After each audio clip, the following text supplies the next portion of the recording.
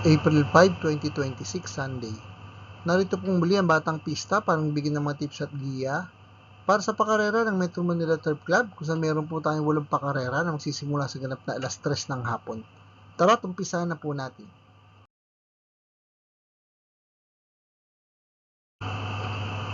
Race number 1, the start of Peak 5, covering races 1 to 5 with a distance of 1,600 meters. MMTCI Summer Racing Quest Stakes Race 1. Dito po sa race number 1, solo ko na po entry number 5, Princess Claudia. Nauling lumaban po last March 22 dito po sa karera ng Metro Manila Turf Club sa distansyong 1,600 meters sa tatakbuhan nila ngayon at siya po ay nagpreba ng 141 sarado nang siya ay nasigundong dikit sa magaling na nanalo na si Tis Damun. Tinalo niya po sa datingan ng Tamarcero na si Baobab at ang mga kalaban niya ngayon na si Let Her Cook na pumang-apat at nagpreba naman po ng 142 sarado. Good luck po.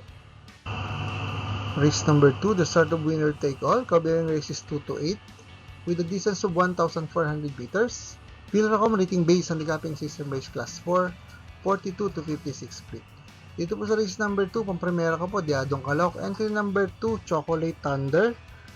Nauling lumaban po last March 8 sa kanya pong barrier race. Sa distansyong 1,200 meters, dito po sa karera ng Metro Turf, at siya po ay nagpreba ng 1 minute and 19 seconds. Pero ang last official run niya po ay nagawa niya last November 29. Dito po sa karera ng Metro Manila Turf Club, sa distansyong 1,400 meters, siya po ay nagpreba ng 127.2. Nang tinalo niya ng malayo ang mga kabayan sila Light Bearer. Pwede kong paligundo, entry number 1, American Paria, na uling lumaban po last March 21. Sa karerahan po ng Metro Manila Turf Club, sa distansyong 1,400 meters, siya po yung preba lamang ng 1 minute and 30.6 seconds. Nang siya ay pumangsampo sa mga kabayan sila Mang Nano at Exalted.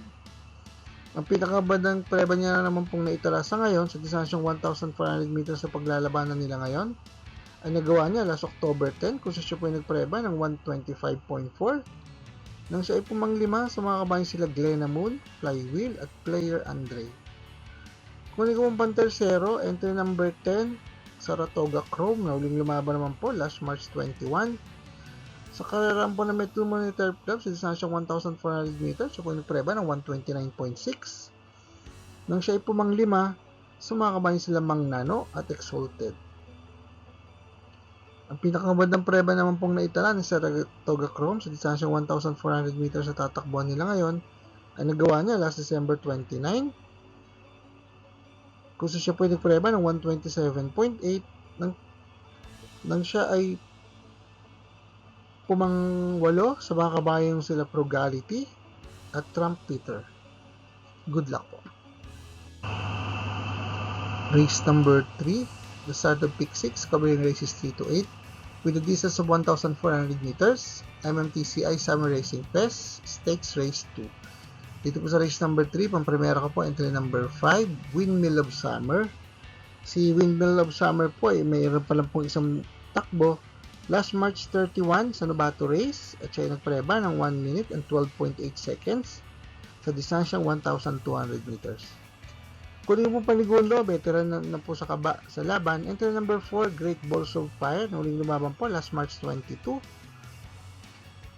Sa distansyang 1,400 meters, dito po sa karera ng Metro Turf at siya po ay nagpreba ng 128.2 nang siya ay nasigundo sa nanalong kabayan si Bloomington. Ang pinakamagandang preba niya pong naitala sa distansyang 1,400 meters sa paglalabanan nila ngayon ay nagawa niya last December 20 dito po sa karera ng Metro Turf at siya po ay nagpreba ng 127 sarado nang tinalo niya mga kabayan sila Bloomington. Good luck po. Paalaala mga katropang karerista, please click like, subscribe, and hit the notification button para makatanggap ng mga updated videos and race results. Race number 4, the start of second Peak 5, covering races 4 to 8 with a distance of 1,400 meters. Pilracom rating based on the capping system race class 4, 42 to 56 split. Dito po sa race number 4, pang-primera ko po may magandang tinakbo nakaraan. Entry number 8, Grand Laptor, na uling lumaban po last March 29. Sa karerahan po ng Philippine Jockey Club sa distansyong 1,400 meters. At siya po yung tala na magandang preba, 125.4. Nang siya ay nasigundong dikit sa nanalong kabayan si Orient Express. Tinalo niya puro sa datingan ng tumersero na si True Dogma. Ang pinakamagandang preba niya pong naitalasa ngayon sa distansyong 1,400 meters, ito po sa karera ng Metro Manila Turf Club, ay nagawa niya last January 10 kung sa siya po nagpreba ng 127.6. Nang tinalo niya, mga kabayan sila Natasha at Backpage. Panigundo ko po, entry number 1, Perpetuator, na huling lumaban po last March 21. Sa karerang po ng Metro Manila Turf Club sa distansyong 1,400 meters, siya po yung ng preba, 128, sarado. Nang siya ay nalamado, ngunit na segundo lamang sa nanalong kabayan si Game Near Winner. Ang best time niya po na nagawa sa distansyong 1,400 meters, ito po sa karera ng Metro Manila Turf Club, ay nagawa niya last November 7. Kung siya po ay nagpreba ng 126, sarado. Nang tinalo niya, mga kabayan sila Lady Sabine at Super Pinay. Pero bago po yung last October 4, nagtala po siya ng mas magandang preba sa parehas sa distansya at karerahan at siya po nagtsempo ng 125 sarado nang siya ay nasigundo sa nanalong kabayan si Goddess Soteria. Tinalo niya puro sa datingan ng tumersero na si Gray Lark. Good luck po. Race number 5, the start of pick 4, covering races 5 to 8 with a distance of 1,400 meters. Pinaka rating based on the capping system race class 5, 17 to 41 speed. Dito po sa race number 5, pang-premiera ko po, magandang panalo na karan. Entry number 6, Essential Lady. Nauling lumaban po last March 22 sa karerang po ng Metro Manila Turf Club. Sa distansyong 1,400 meters, siya po ay nagpreba ng 131.6. Nang tinalo niya, mga kabayan sila Potential at Comeback Stronger. Panigulo ko na rin po, entry number 7, Don Lucas. Nauling lumaban po last March 21. Sa karerang po ng Metro Manila Turf Club, sa distansyong 1,400 meters, siya po ay nagpreba lamang ng 131.4. Nang siya ay pumanglima, sa mga kabayan sila Stand and Faith at Rule the World. Pero bago po yun, si Don Lucas po ay nagtala ng panalo last September 19. Sa parehas sa distansya at karerahan, siya po ay nagpreba ng 129.4. Ang tinalo ng malayo, ang mga kabayan sila Clairvoyant at Surplus Boy. At bago pa rin po yun, sa distansyang 1,400 meters pa rin po sa parehas na karerahan ng Metro Manila Turf Club, last August 16, siya po yung tala ng preba, mas maganda ng 128.6 at tinali ng malayo. Ang mga kabayan sila Potential at Barrett na. Pantersero ko po, entry number 3, Vitrius, na uling lumaban po sa kanya pong barrier race last March 20. Sa karayang po ng Metro Manila Turf Club sa distansyang 1,200 meters at siya po yung nagpreba ng 116.8. Ang last official run niya po ay nagawa niya last November 15. Sa karerang po ng Philippine Jockey Club sa distansyong 1,400 meters at siya po ay nagpreba ng 128.6. Nang siya ay nasigundo sa nanalong kabayan si Amaranth, tinalo niya puro sa datingan ang tumersero na si Maki Boy. Pero bago po yun, last November 7, sa karerang naman po ng Metro Manila Turf Club, sa distansyong 1,400 meters sa paglalabanan nila ngayon, siya po ay nagpreba ng 129.2. Nang tinalo niya, mga kabayan sila Quincy at Great Angie. Good luck po. Race number 6, the last DD Plus 1 event, covering races 6 to 8 with a distance of 1,400 meters. Pinaka rating based on the capping system race class 5, 17 to 41 speed. Dito po sa race number 6, pang-premiera ko po, mababa na rin sa laban to. Entry number 7, Work From Home. Na huling lumaban po last March 27 sa karera ng Philippine Jockey Club sa distansyang 1,200 meters, siya po yung preba lamang na 1 minute and 15.8 seconds. Nang siya ay pumangsyam, sumakabayan sila Elena Bell at Charm Boy. Pero bago po yun, last March 8, sa karera po naman ng Metro Manila Turf Club sa distansyang 1,400 meters sa tatakbuhan nila ngayon, siya po yung nagpreba ng 132.6 nang siya ay pumangwalo. Sumakabayan sila High Octane at Brown Pirate. Ang best time niya po sa distansyang 1,400 meters, ito po sa karera ng Metro Manila Turf Club, ay nagawa niya last December 29. Kung siya po ay nagpreba ng 129.4 nang siya ay pumangpito, sumakabayan sila Rocking Bell at May 10.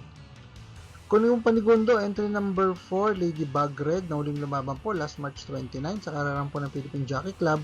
Sa distansyang 1,400 meters, siya po yung tala ng preba, 129.4.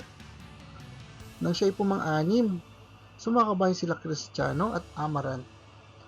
Ang best time niya po sa distansyang 1,400 meters, ito po sa karera ng Metro Manila Turf Club, ay nagawa niya last November 29 kung saan siya po ay nagpreba ng 127.4 nang siya inalimado ngunit po mga apat lamang sa mga kabayan sila Malibu Princess at Space Jam.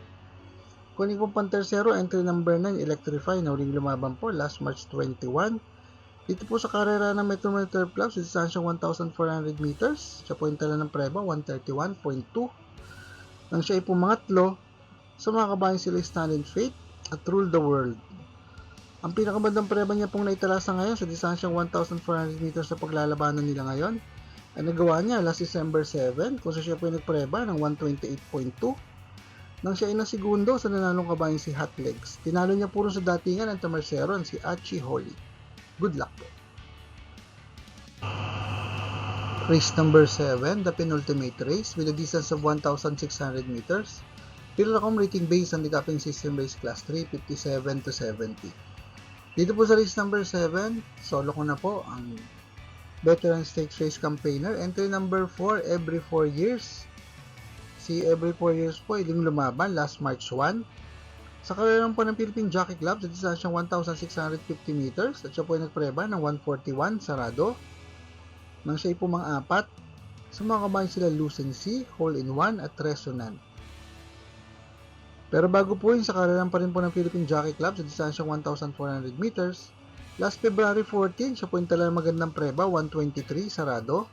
Nang tinalo yun ng malayo, ang mga kabayan sila Every Sweat Counts.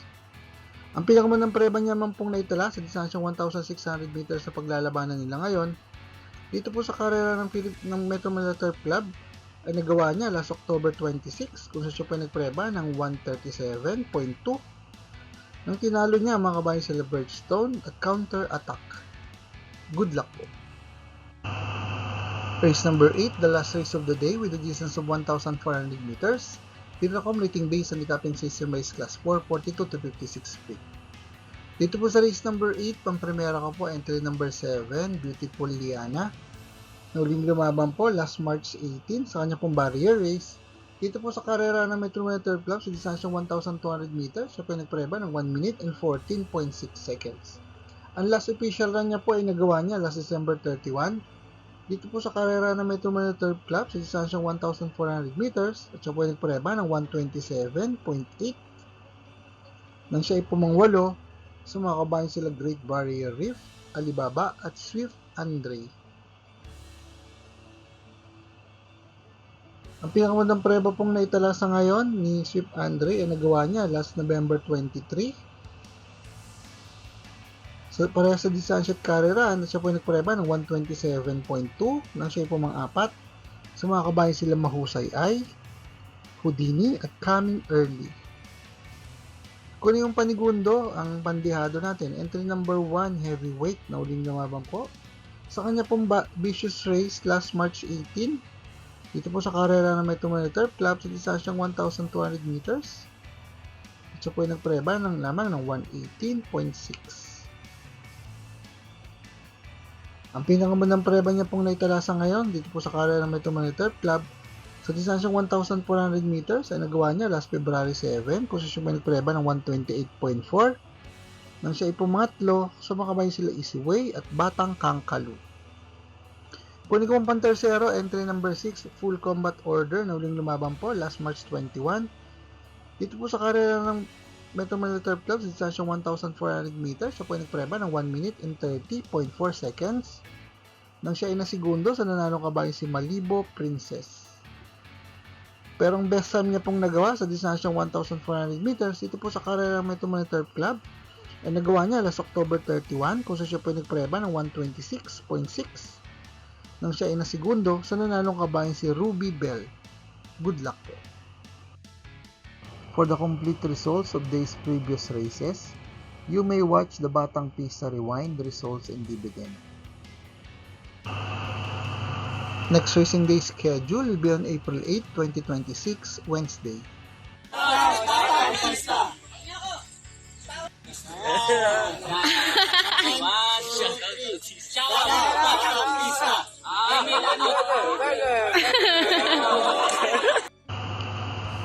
Shoutout po natin ang timakapisa na sina Sir Jose Carlos Rambuyong, Sir JB Palaya, Sir Celestino Abejo, Sir Jesus Mendoza, Sir Bobby Salsos, at kay Sir Buster.